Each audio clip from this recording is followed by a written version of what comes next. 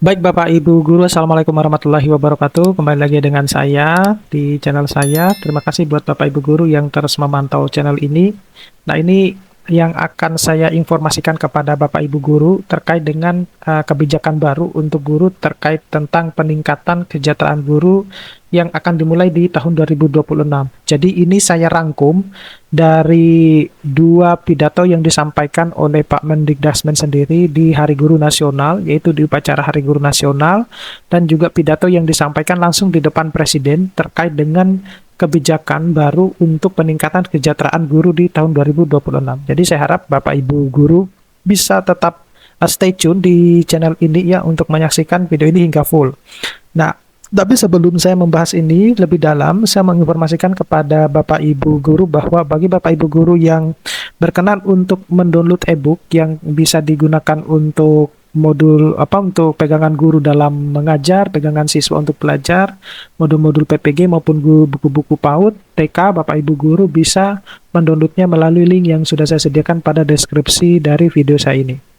Nah, tentu Bapak Ibu Guru penasaran kira-kira 4 poin apa yang penting yang direncanakan oleh Bapak Ibu Mendikdasmen itu untuk peningkatan kesejahteraan Bapak Ibu Guru sendiri ya gitu. Jadi apakah ada kenaikan gaji, apakah ada peningkatan tunjangan dan lain sebagainya. Nah, itu yang yang akan saya bahas di dalam video kali ini ya.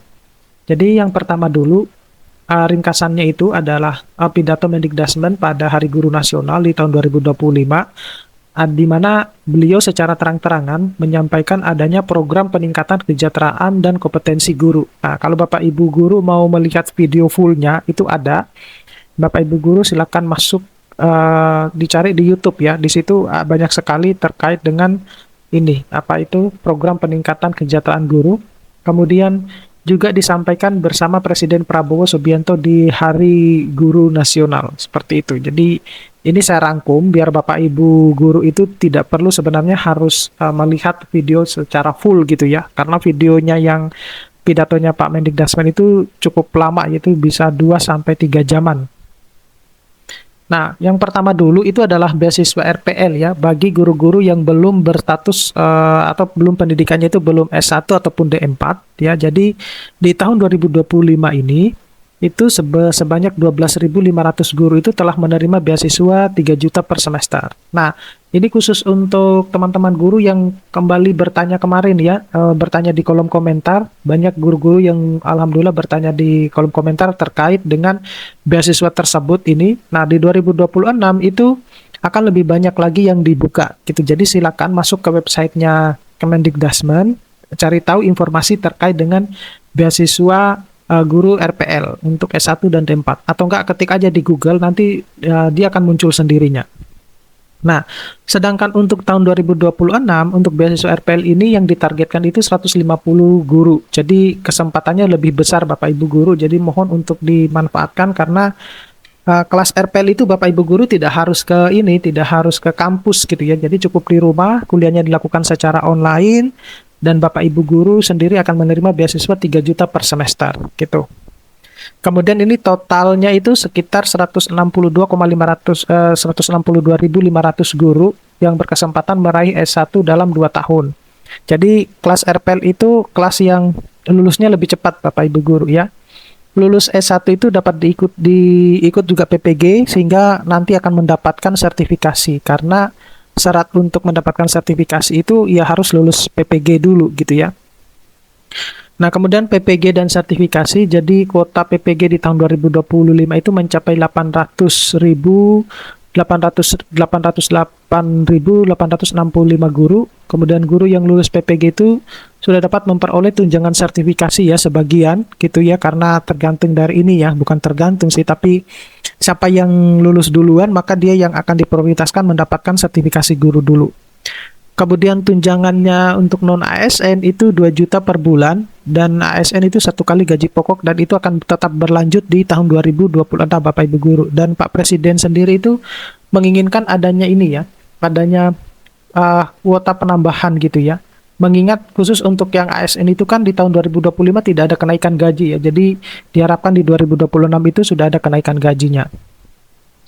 Nah, untuk tunjangan guru honorer ini juga naik ya, secara meskipun hanya 100.000, tapi ini juga patut diapresiasi karena Pak Mendikdasmen itu sudah berupaya maksimal sehingga yang disetujui dengan DPR itu 400.000. Sebenarnya beliau menginginkan itu ya setara dengan UMP ya atau UMR gitu ya, tetapi sepertinya yang direalisasikan itu 400.000 per bulan mulai tahun 2026.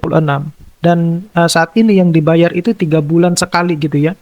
Nah, jadi 3 bulan sekali dikali 400.000 per bulan itu 1.200.000. Nah, itu nanti untuk target di tahun 2026 itu akan dibayarkan ini ya bulanan gitu. Jadi tidak lagi per 3 bulan seperti triwulanan gitu.